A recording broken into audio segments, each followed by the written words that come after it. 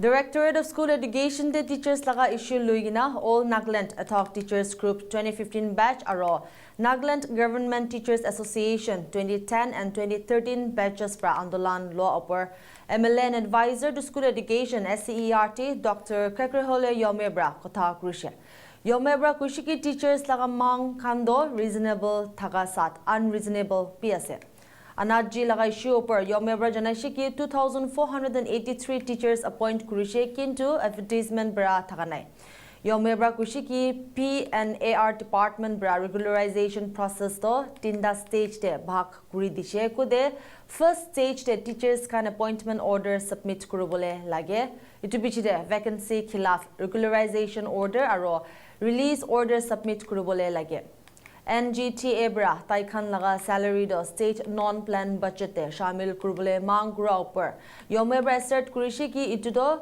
prerogative nahoy Yhome bra kushi ki government of India through Ministry of Education laga hat pra support payase aro state plan de convert kuri dishe kule do budgeting system de financial repercussions tagibo IB details saisabo You see in the streets as well as in front of the directorate also, then occasionally in the media also, all media outlets, you have been seeing our teachers protesting.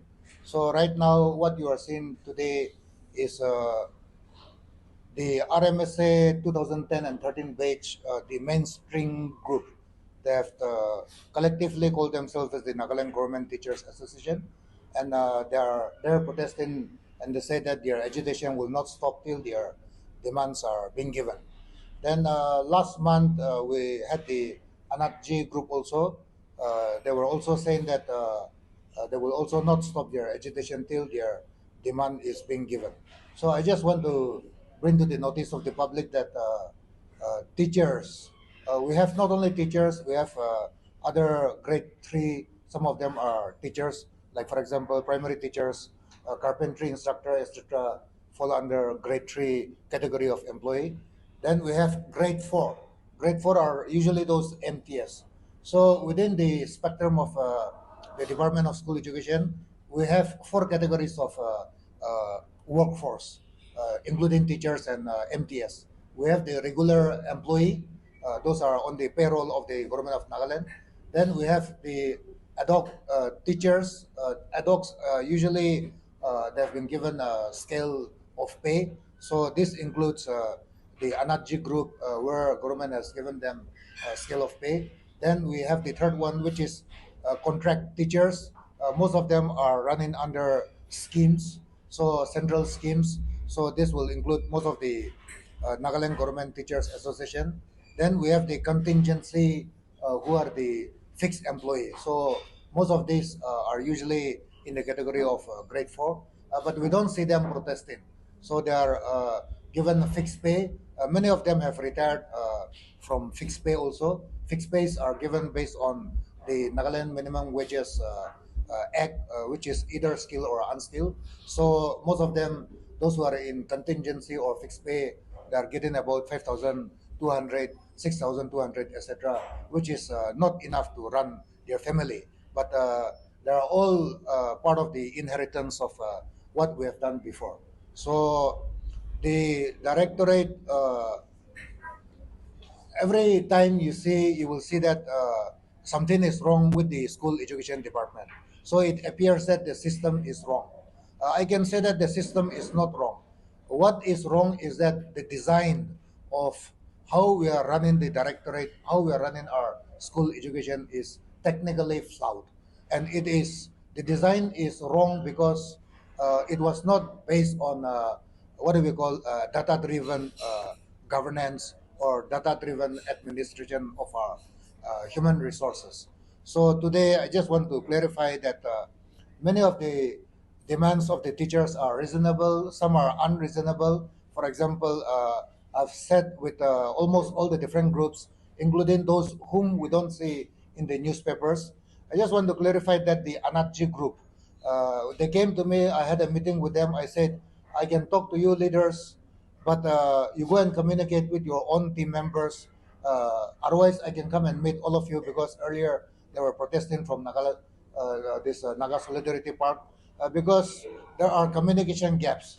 And I totally understand that these teachers who are on the streets, I am sympathetic to them. It's my business, it's my job to defend my teachers. It is my responsibility to take care of them. But I've also explained to them that there are two things here. One is the despair, the anger, the long period of requesting the government to do act on something, and I totally empathize with them because there are people who are very simple from their home. They go straight to their classrooms, and they know nothing, or in many cases, they are not familiar with how government functions. Then the other aspect of how things work is the rule of law, which no government will take a decision. I can assure you very well that in the previous, what do we call, mainstreaming of the erstwhile teachers who are sponsored by the government of India, we appointed 5,069 en masse, and it was done through departmental recruitment. During those days, there was no NSSP, there was no exams conducted under NPSC. So out of the 5,069, I can assure you very well that the department advertised some posts, but without advertisement, also many of them were, what do we call, given employment. So this is part of the third category who are under contract scheme. So the Nagaland Government Teachers Association, what they are demanding today is that their salary be given from state plan. And I think this is not their prerogative. This is totally the prerogative of the government of the day. Right now, we are getting uh, some support from the government of India through the Ministry of Education. And if we convert all this into state plan, it will have lots of financial repercussions amongst our budgeting system also. So long as they are getting their salary, I think what we have done for them today, it's enough. It's a step-by-step basis. And what they are asking us today is literally pointing gun at our head and asking us to take a decision. I'll also say the same thing with the Anatg group. Anatg group, we appointed 2,483, and all these were not through advertisement. So those Anatg group who are there on the street, they claim themselves that they are representing 1,116. But as per our figure, it is not even 1,166. It is 1,119. Some unfortunately had expired. Some they had given up their job. So this does not include the rest, which is about another 1,300 more. So I do not know why the other 1,300 are not part of this group. But total, the Anatg group, it should be 2,483. We had regularized all of them. You see, they were all technically, I've spoken to them and I told them the truth also. You were all backdoor appointees. You were all appointed because of your link with either politicians or through your network, through bureaucracy, or nobody was appointed through any proper formal channel. But since they had also given a lot of their years, and many of them they had given been dedicated, they have taken care of our children, and so the government has decided that we will not necessarily reward them, but also given their necessity, we had regularized them, and we had started giving their pay of scale.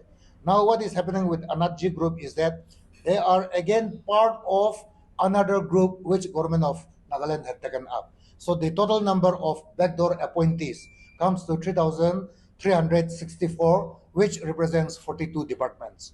Our department alone is 2,483.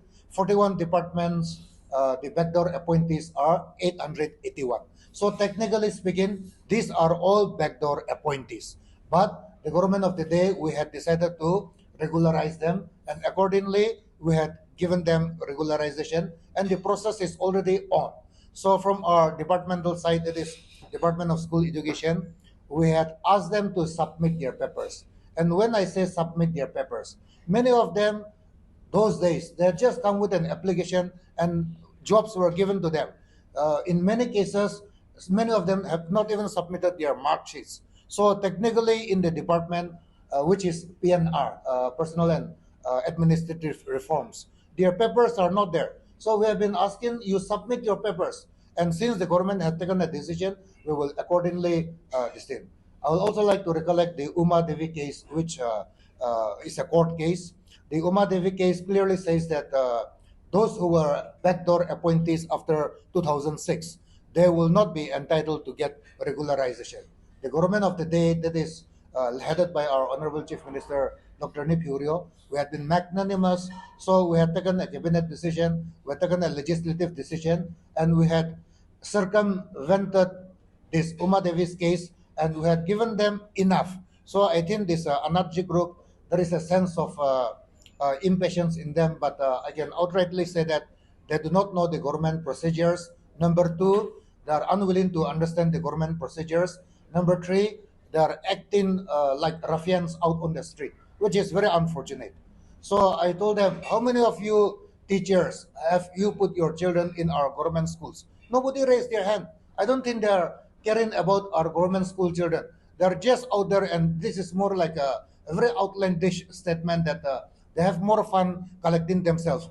And children are suffering in our government schools. And so I had already appealed to them, and various civil society organizations, we had appealed to them. From the PNR, which is another department, they have divided the regularization processes into three stages.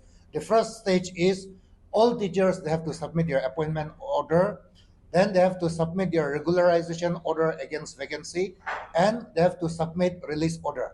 We are in talk with finance department, with PNR department also. At many times, it's difficult to get release order. You will recollect that Nagaland state was built by people from outside the state, people from all over India, whether it is teachers or in the administration. Many of them had retired. So we went to AG also to find out whether we can get release order. Many of them had retired long time back. So the idea of what is called release order, technically it is not possible. So that we had already communicated to PNR department also. And so we are working with that. The PNR, they had asked for medical fitness and APAR. Now, many of our teachers do not even know APAR. So APAR is not our responsibility. That is the responsibility of every concerned teachers. We have been asking, submit your papers, and we had also, what do we call, open up a clearinghouse mechanism by opening some exclusive rooms in our directorate for them to submit their papers. But as I said, many of their teachers are ignorant about this.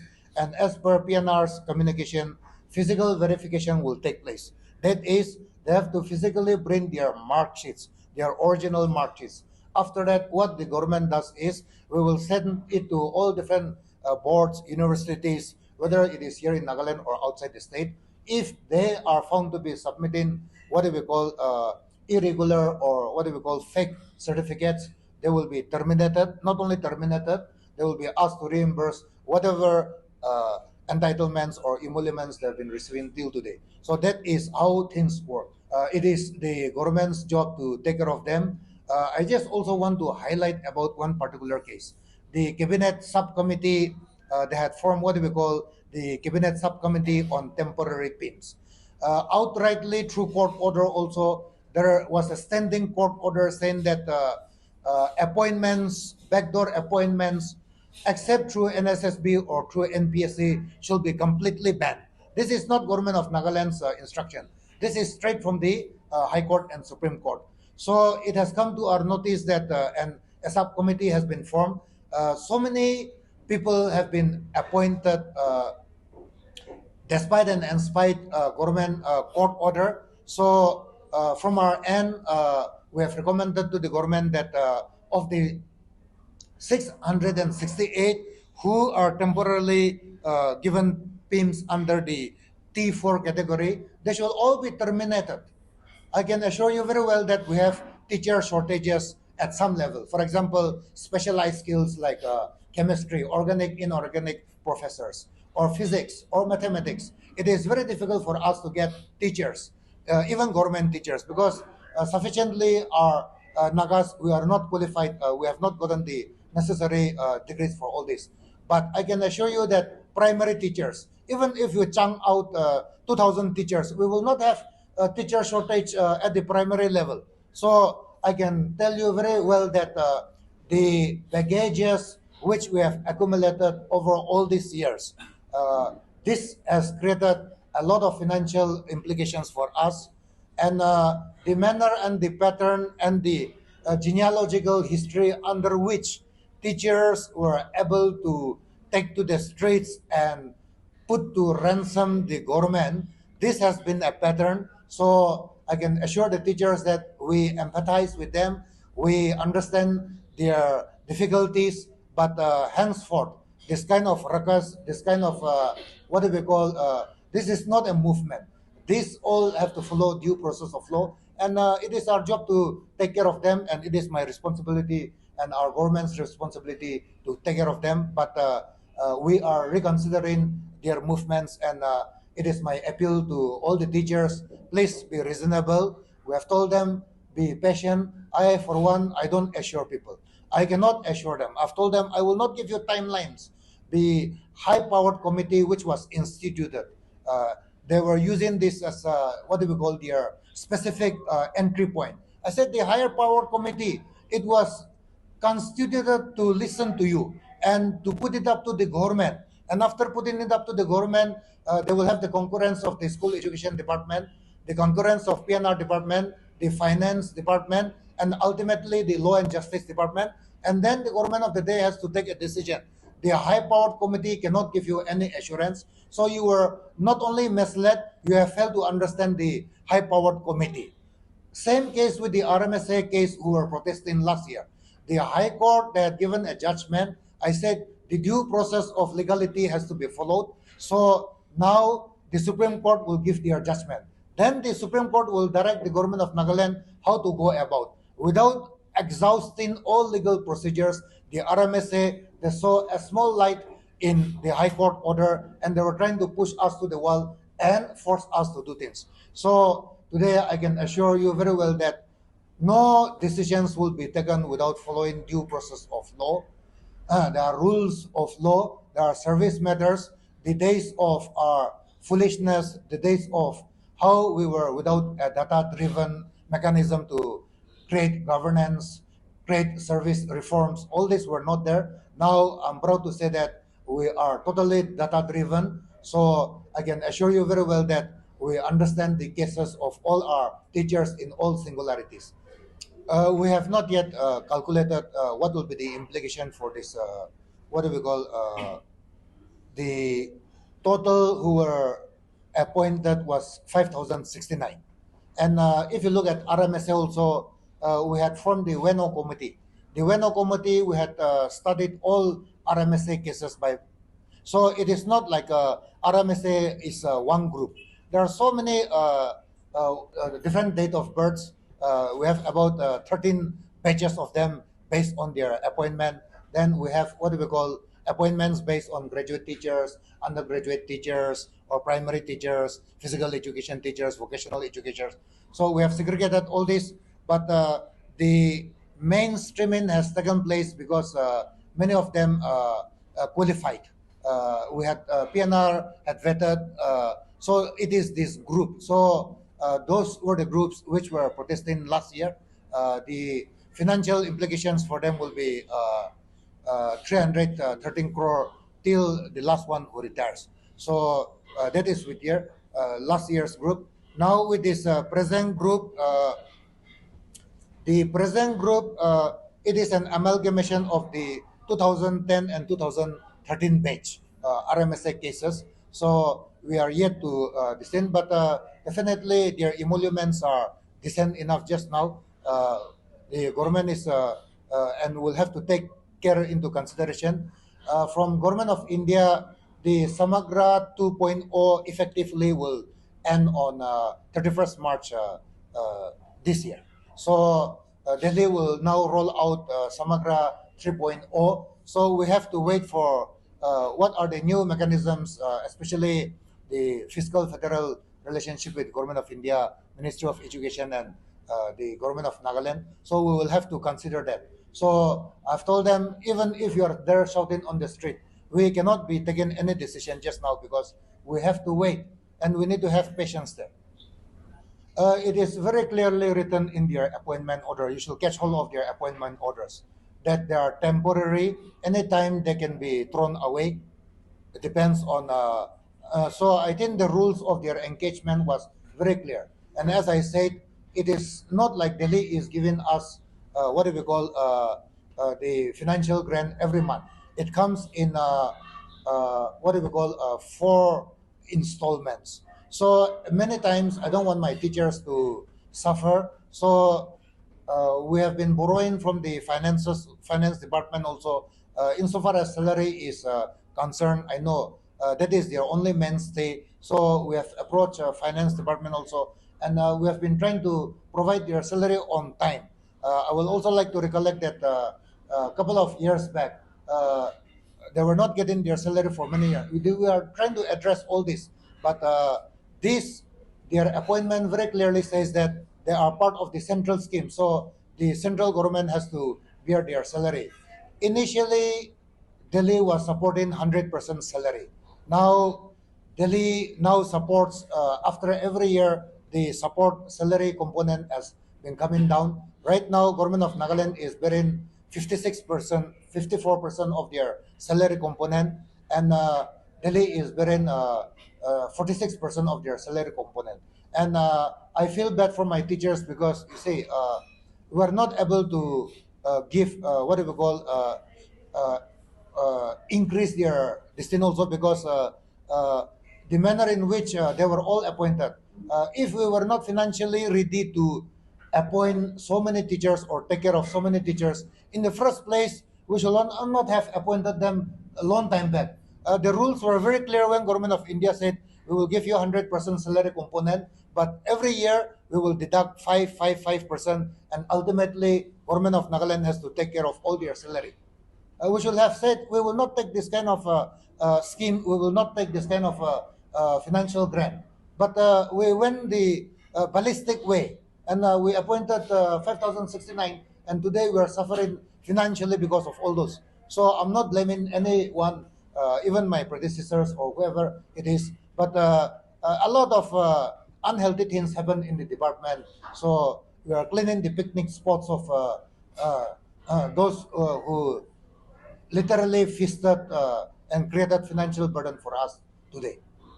We get to hear that, especially in the medical department, when they send 3 or 4 doctors to an outpost, they do rotational system like one doctor takes care of 10, then after 2 weeks another doctor comes. I'm not encouraging that.